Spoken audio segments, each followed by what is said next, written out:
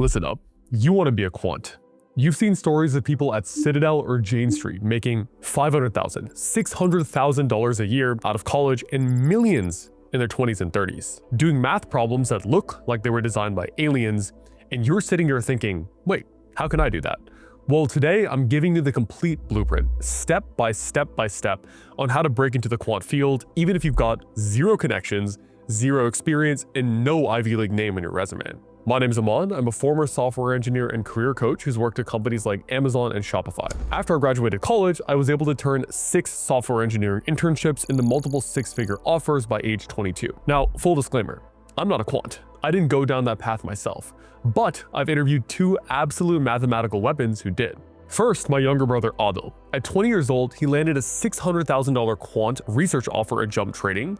He's been obsessed with math since middle school, grinded out 30 quant interviews in 3 months, and got return offers from places like Jump Trading and IMC Trading. And then there's Sunny, another friend of ours who turned down a $500,000 quant job at Headlands. He's done everything from software engineering internships, to academic research, to working at startups, to building machine learning projects in high school, and landing some of the best companies in tech. So in this video, I'm breaking down their strategies step by step, what they studied, how they built their resumes, what resources they used to go from realizing they like math to their offer letter from a company like Jane Street. Let's get into it. All right, before we dive into this step by step blueprint, let's clear one thing up.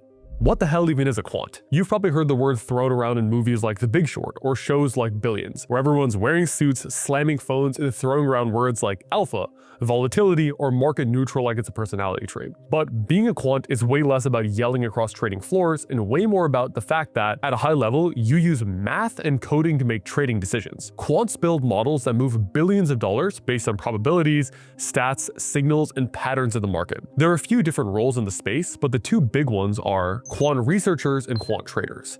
Now, quant researchers are the brains behind the strategies. They build and test statistical models that can predict how markets behave. Think about quant research like using math to find hidden edges in financial data. It's slower paced, more research heavy, and super technical. And then we have quant traders, who are the folks that take those models and execute real trades in real time. It's fast, chaotic, and all about speed. You're constantly optimizing, tweaking models, and making snap decisions, sometimes with millions of dollars on the line. And then there's quant devs, which just means software engineers who build the infrastructure and tools to make all of this quant magic possible. They're not creating strategies, but they're the reason the strategies work in the first place. But here's a common thread across all 3.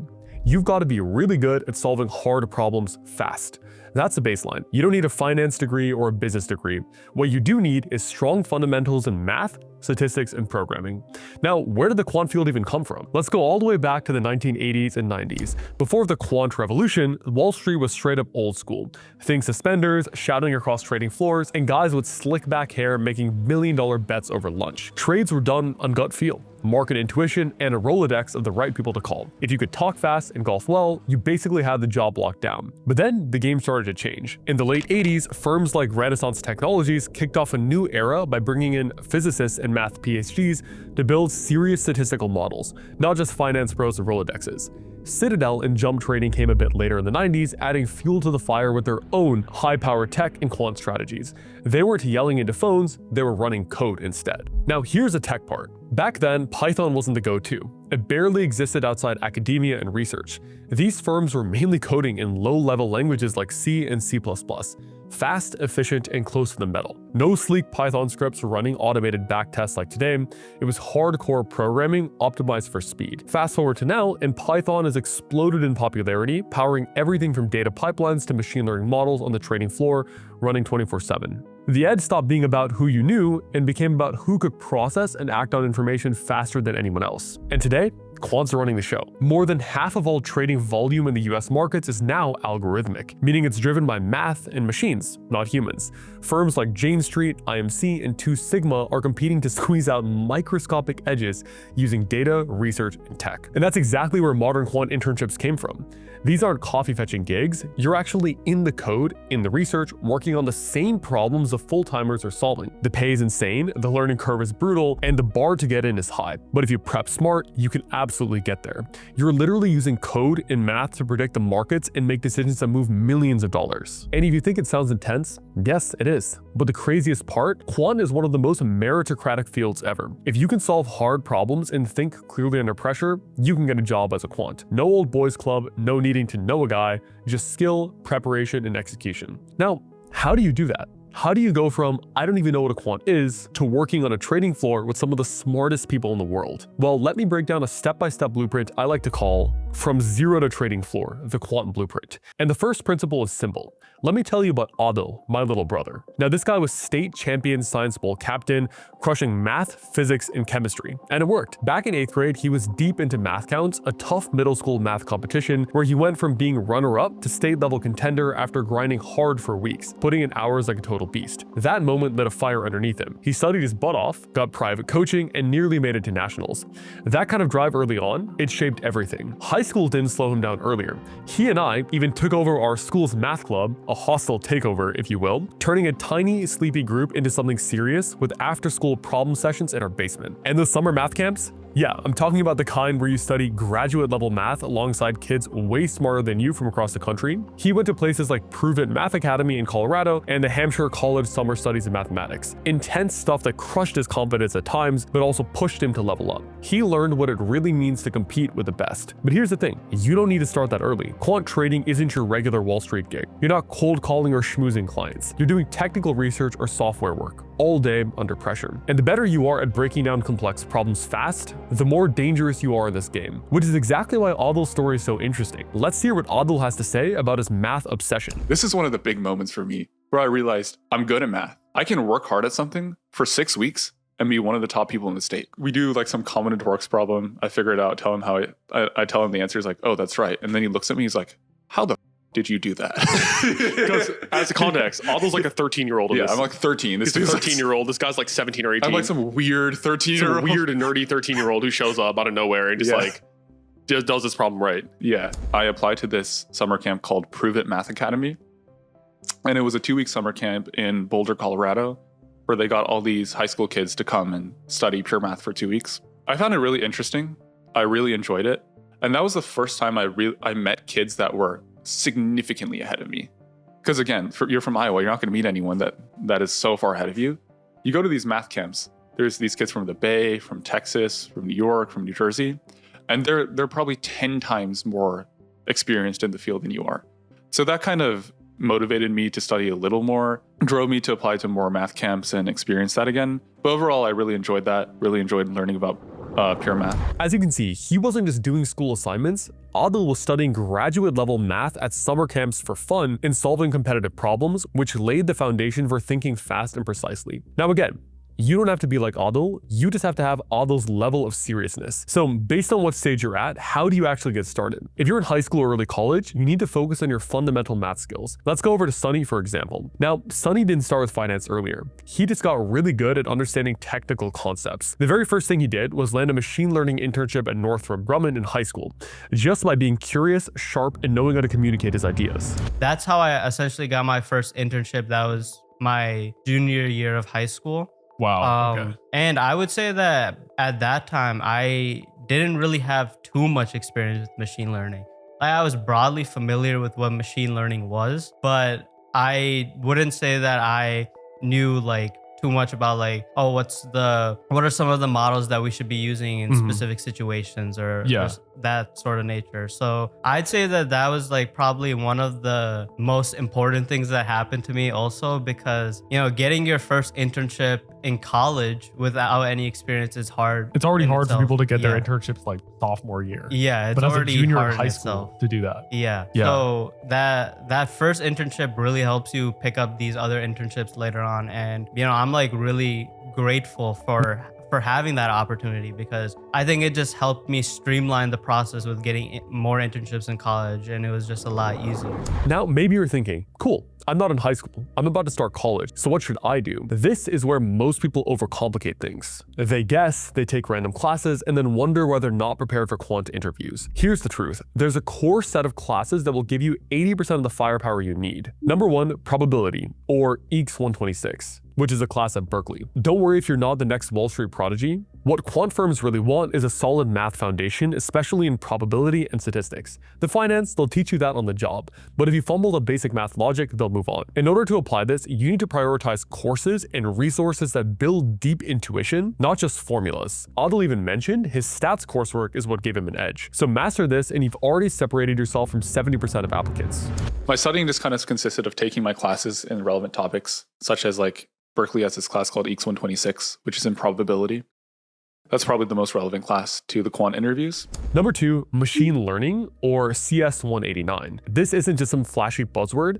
Machine learning teaches you how to build models that predict and adapt, skills that translate directly to quant roles, where you're often trying to forecast market moves or spot hidden patterns. The better you understand ML fundamentals, the more you can combine math and coding to build smart trading systems. Plus, it shows you how to handle real-world messy data, not just clean textbook problems. Number 3, data structures and algorithms. Now, DSA, still a huge deal, but don't just grind leak code like a robot. Quant interviews throw follow-up questions, twists, and variations. So if you only memorize the base solution, you're toast. What to do instead is focus on conceptual understanding. Ask yourself why each algorithm works, not just how. That depth of thinking is what separates solid candidates from surface level ones. Next up, linear algebra and multivariable calculus. These are the backbone of many quantitative models. Linear algebra helps you understand how to manipulate data in multiple dimensions. Think vectors, matrices, and transformations, which show up everywhere from risk modeling to portfolio optimization. Multivariable calculus, meanwhile, teaches you how to analyze functions with multiple inputs, essential when you're dealing with complex pricing models or optimizing trading strategies that depend on multiple variables at once. Nail these and you've got the math toolkit the quant firms crave. On to the next step. Yes, coding matters. Python and C++ are top choices in the quant world. But here's the thing, it's not about syntax flexing, it's about solving real problems with clean, efficient logic. They care about how you think, not whether you know the quirks of list comprehensions. Aadil literally passed a jump trading interview because they asked him a dynamic programming question, and he had seen dynamic programming in algorithms class the week before, which helped him figure it out on the spot. So yeah, being intentional in how you study pays off. So I decided to interview at Jump for the quant research internship. I didn't do any preparation, but luckily I was taking algorithms at Berkeley at the same time, and they asked me this like a dynamic programming question for the algorithm side of the interview. We just covered dynamic programming a couple weeks ago, so I was able to get it done. The math side I did okay, the data science side I did okay as well. So they decided that I performed well in the interviews, and then they gave me an offer to join them for the summer as well for a quant research internship. Now, some people think finance classes will help, but they won't, unless they're extremely math heavy. Focus on thinking probabilistically, coding efficiently, and optimizing algorithms. That's what trading firms care about. So the bottom line here is that you need deep math and coding muscles and the ability to solve hard problems fast. And the earlier you start building that muscle, the sharper it gets. So if you're late to the game, it doesn't matter. Pick up the ball and start trading. Alright, now you have a rough idea of the basic knowledge you need to be a quant in school. Let's talk about how you actually become one by passing interviews and stuff like that. And no, it's not a course, it's not a YouTube channel, it's not even a secret Discord group. It's a book called The Green Book, and it's your secret weapon. And here's what's wild. When I interviewed both Aadil and Sunny, two people who actually landed offers at top quant firms like Jump and Headlands, they both mentioned the same thing. They said, if you want to break into quant, study The Green Book.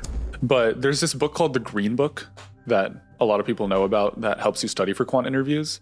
And it goes over like basically almost everything you need to know for quant interviews. So it goes over basic probability, statistics, multivariable calculus, linear algebra, different types of problems, like Markov chains, stuff like that. How to apply those concepts and solve the questions. There's a book called The Green Book. It's not called The Green Book. It's called A Practical Guide to Quant Finance Interviews, I think. But it's commonly called The Green Book. That's like one of the, I guess, holy grails when it comes to quant finance.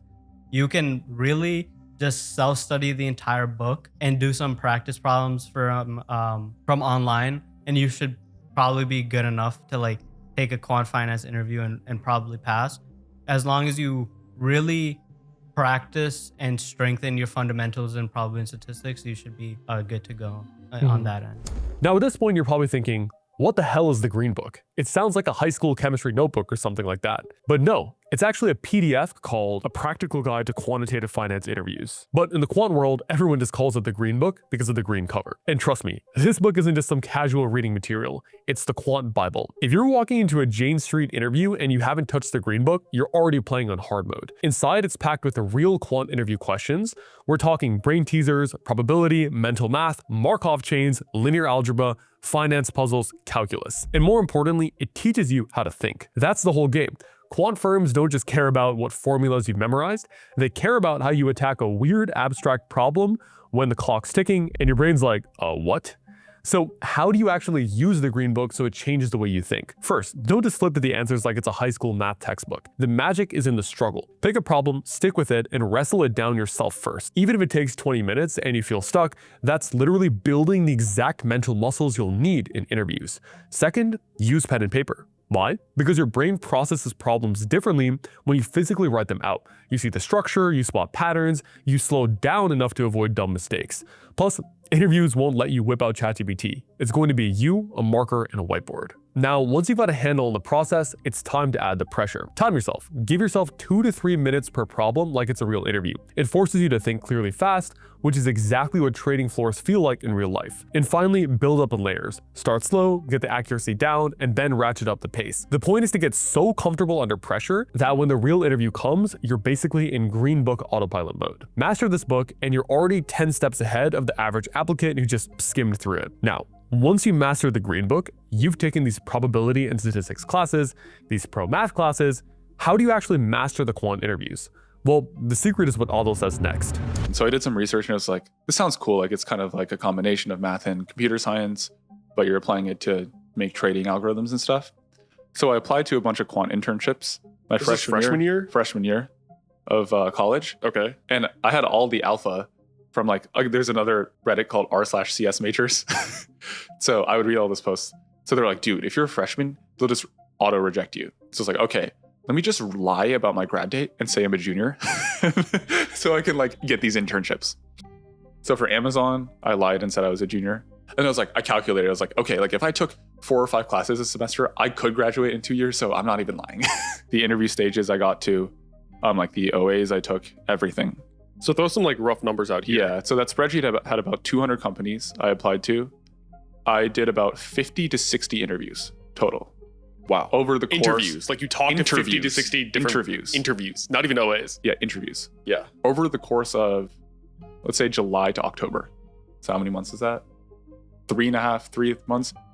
So 60 interviews in 3 months. That's like, they're only on weekdays, right? Yeah. So that's 12 times 5, 60 weekdays. On average, 1 interview a day. 1 interview for 3 months straight. For 3 months straight. Yeah. So I applied to a bunch of quant internships, applied to a bunch of software engineering internships, and I ended up interviewing at a company called Jane Street. So you work at Jane Street, people like bow down to you.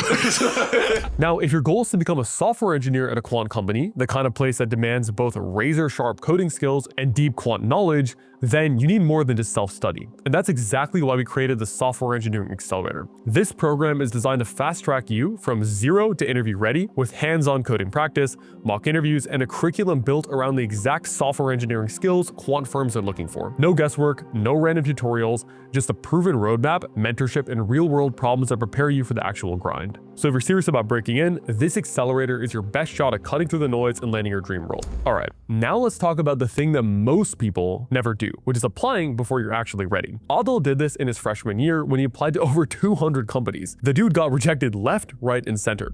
So what did he do? He changed freshman to junior in his resume. Now, don't do that unless you can technically pull it off based on the amount of credits you have in your degree. But here's a deeper principle. Don't wait for someone to qualify you. You've got to throw yourself in the game early.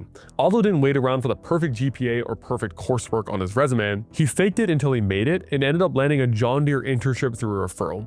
That internship was his foot in the door. So what's the lesson here? Apply wide, talk to people, and use your network. Even if your network is just your friend's uncle's neighbor's cat. Connections count. Every shot you take expands your surface area of luck. Now, here's the part most people screw up, which is when it comes to interview prep. Aadil got final rounds at IMC, Optiver, Acuna Capital, 2 Sigma, and Virtue, like crazy impressive names. But He bombed most of them. Why? Because he didn't take interview prep seriously. He was just out here winging it, hoping his pattern recognition from classes or contests would carry him through. Big mistake. So tell me about like your success. Yeah. So there's a reason why I had to do 60 interviews. I was still stupid. I didn't study for any of them. Okay. Yeah. This guy's going in blind all these I took the interviews. shotgun approach instead of the sniper approach. Okay. Which, I mean, if you don't have too much experience in your resume, you need to combine them. You need to take a shotgun and then snipe the ones that give you an opportunity. But yeah, I applied to a bunch of software engineering internships, a bunch of quant internships, and I never like explicitly studied for the quant interviews, but I did so many of them that my study time was just doing the interviews themselves. So I would like see common questions getting asked, like common patterns. And I just got better by interviewing like itself instead of studying. If I could go back, I probably would have said like, dude, you don't need to interview at 60, you don't need to do 60 interviews. Just study the content, pick a couple that give you an opportunity and just do well on those. So then you save your time. But obviously I didn't know that. Hindsight is Yeah. 2020. Yeah, exactly. I interviewed at Acuna Capital for an internship and I got to the 4th round. These companies have a lot of rounds, okay? Like they had 2 online assessments, then a phone screen, then I had this 4th round, and then I bombed again. I interviewed at a company called 5 Rings, which, dude, their interview's so weird. They asked me all these Fermi questions, like, you know, like, how many elephants do you think could fit in a plane or something like that? Yeah, all Dude, these what are you weird talking questions. about? Yeah. Or like, how much is it the biggest elephant weigh? You know, something like that, right? It's Lots of elephant questions. yeah. So I bombed that. And then for software engineering, the only company that I can remember, there were 2 companies. One is Indeed, like the job board, but I was interviewing for business intelligence, and I got to the final round, and then I was like, hey, I'm more interested in data science, and I did some coding stuff. They're like, yeah, we can tell you're not really interested in business intelligence, so it's fine. We're not going to give you an offer. And then the other company was Amazon. So I got to the final round of Amazon. Unfortunately, I didn't understand LeetCode, and I didn't know that I was supposed to study LeetCode. So they asked me like an intervals question, like a classic like I think it was merge intervals or something like that. something like that, right? Yeah. And I Very basic LeetCode very problem. basic If you study LeetCode medium. LeetCode. Like if I study, I would have passed it. Yeah. But unfortunately, I didn't. So I didn't pass that interview, and I was kind of stuck. So here's the exact playbook Aadil used to fix this problem. Study the Green Book, a practical guide to quantitative finance interviews, like it's your Bible, because it really is for quant. 2, do 100+ LeetCode problems in a few weeks. And here's the thing, it's not about brute forcing problems until your keyboard starts smoking. You want variety, arrays, graphs, recursion, string manipulation, but don't skip dynamic programming. For quant, DB questions are like the boss level in the game. They test whether you can take a messy, multi-step problem and break it down into smaller, reusable subproblems. Most people fail here because they just memorize solutions. That's useless when the interviewer changes one little condition and suddenly your memorized answer breaks. Instead, aim to understand why each approach works, how to tweak it, and how to explain your reasoning out loud. When I realized I need to study LeetCode. I only studied for about 3 weeks, but I studied probably 2 to 3 hours a day for those 3 weeks. And what I would do is I would do a bunch of problems in my free time. At the gym, I would listen to NeetCode videos like a podcast. When I was pooping, I was watching a NeetCode video. Yeah. Everyone has a bunch of like downtime at the gym, in the bathroom, while you're eating. You probably have like 3 hours of downtime per day that you can use. And most people are like, dude, don't watch the video. You need to do the problem. Like if you don't do the problem, you're not going to learn as much compared to like, if you watch a video, you're not going to learn as much as doing the problem. Yeah, that's true. But if you're pooping, like, are you actually going to do the problem? It's like, don't let perfect be the enemy of good. It's better to watch a video about LeetCode than do nothing. So for those 2 to 3 weeks I studied, I did do a decent amount of work. And then after that, I didn't really study. He would read the problem, I would pause it, think about how I would do it, think about how I would code it. How long would you spend thinking about it? Usually I was able to figure it out. So Okay. then I was So just listening to the solution. you were kind of passively practicing these problems through yeah, LeetCode like in my head, videos. I was practicing it. So I think it's a big So I thing guess here. I was kind of studying. I just wasn't coding it out. I mean, coding it out and debugging is a separate skill, but coming up with a solution is a different skill. So I was working on coming up with a solution. You'll also want to practice behavioral interviews like your offer depends on it, because it does. And when he finally got another shot at IMC, one of the most elite firms out there, Aadil did things differently. He called up our cousin Fatima, who literally grilled him on behavioral interviews until his answers sounded human. That, paired with the technical grind, helped him finally crack the code. Now, when it pays big, and it paid off. IMC gave him a $20,000 signing bonus for an internship, paid him over $100 an hour, and set him up in a fully furnished apartment in downtown Chicago. That's like $50,000 of income in 10 weeks for an internship, plus free luxury housing. Now let's talk about salary. We'll give you a sign-on bonus of $20,000. I was like, what? The sign-on bonus is over 2x your entire summer from last year. Yeah. Like, what? That was crazy. Dude, my jaw dropped when I heard that. And then she's like, and then your salary is going to be like, I think it was like $12,500 a month, something like that. And then, Which is how much per hour, roughly? Maybe like 70 an hour or something. how much is that per hour? Dude, I used to be really fast with this kind of stuff. No, I'm slow. we dude, just slow. hyped you up about math for like I'm slow. 40 minutes. I think it's like 75 an hour. Is that? Okay, fine. Yeah, roughly around 70 to 80 All an right, hour. now we need to check. All right, give him a quick second. Okay, so 12,500 a month, and you work 160 hours a month. 78.125. Okay, yeah, $78 an hour. From $26 an hour to 78. So you had 3 extra salary as a sophomore in college. Yeah, and that's not even including the sign-on bonus. If you include Bro, that, the sign-on bonus. 20K. okay, let me just include it, just like to give a better estimate of Yeah. what like the total hourly rate was. This is assuming you're working 40 hours a week. I was doing more like 50. So overall, it's like 130 an hour if you factor in everything. $130 an hour. Yeah, and they pay for your housing too in They Chicago. pay for your housing in downtown in Chicago. They give you like $3K a month for They like give you housing. no, they just give you a fully furnished, great apartment in downtown Chicago. Yeah. I didn't even know that was possible. But don't get it twisted. This wasn't just free money and good vibes. Aadil was working 50 to 60 hour weeks, diving deep into trading simulations, collaborating with top tier engineers and traders, and picking up new skills fast. And what stood out the most? It wasn't about being the smartest person in the room. It was about being coachable, bringing value, and having decent social skills. That's what got him a return offer and eventually a $600,000 per year role the following summer. That's right, $600,000 a year out of college. Because while most people quit after bombing interviews, Aadil didn't. And that right there, that bounce back energy is half the battle. By now you've probably realized, getting a quant internship isn't about being a finance guy. It's about being technically sharp, knowing how to think, and proving it under pressure. Now let's talk about the most slept on strategy, which is communication. You could have the right answer, but if you sit there in silence and dump it at the end, they won't know how you got there. And in quant roles, your process matters as much as your answer. So in order to win, you have to think out loud. Do this by practicing thinking out loud during mocks. Narrate your logic, mention edge cases, and admit what you're unsure about. Remember, it's not about being perfect, it's about showing how you problem solve. Now, you don't have to be a genius. Seriously, Aadil says he was not the smartest in the room. My experience is that you do. yeah. My experience is like you absolutely need You have to be a genius. and I am a genius. No, Okay. my experience is that you need a baseline technical knowledge, but after that, it's mostly how you work and how you interact with others if you desire to do a good job. That's been my experience. What got him through wasn't just IQ. It was intentional prep, consistency, and curiosity. That's it. Most people think you need a 180 IQ for quant, but that's not true. You need solid fundamentals, consistent preparation, social skills, and a mindset that says, I'll figure it out. So if you're sitting there thinking, I could never land a quant role, no. You just need to study the right way. Because when you learn the right things, luck has a funny way of showing up. And yes, the payoff is real. Again, let me just walk through all those stats. IMC trading, $130 an hour, a 20K bonus, and a luxury apartment. A jump trading internship, $60,000 for 10 weeks, housing included. Now these internships give you real ownership. You're not fetching coffee, you're shipping code, sitting on the trading floor and making real impact. But you'll earn every cent. Aadil clocked in 50 to 60 hours a week. It's intense, but if you love solving hard problems and if you want a role that pushes you, this is it. And sure, not everyone's road looks the same. Just look at Sunny. People often ask, should I work at a startup, go corporate, or build my own thing? Sunny's answer is simple. People who are trying to work on a startup should be looking at is taking advantage of all the different types of technologies that are out there. You'd be surprised that there are some technologies that you've probably never heard of that could probably solve problems that you have in your startup.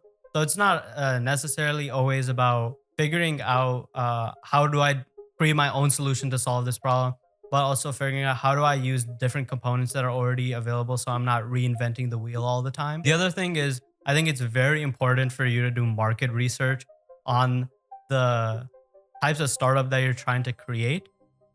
if you don't know your market and you don't know what types of competitors exist in your market and what features they have available already, you will be, first off, wasting time, and also your product won't be as valuable as you would want it to be.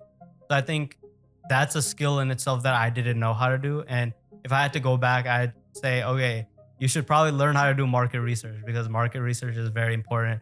It's not also only important for startups. It's important for like anything you want to. Sunny didn't wait for senior year. He started doing real market research as a freshman. He joined URP, undergraduate research programs, and worked on wild projects: machine learning for climate and chemistry, computer vision, precision healthcare, and pathology. Even working under Ryan Tibshirani. Yup, the son of Robert Tibshirani, the guy who literally invented lasso regression. Now, that's stats royalty. But Sunny didn't just stay academic. He also shipped real products, real startups. What was his rule? They care about how you're transforming the technologies you're using and what impact it has on the user base that you're trying to solve a problem for, right? So I think that these are all skills that are very necessary to have if you want to build a successful startup. You have to know how to do market research, know how to communicate your findings and why they're important. And then also just be able to communicate with people in general. That's also a very important skill, because at the end of the day, you need to sell your product for why it's important. And there's specific ways to go about that. And it's a very hard skill to pick up.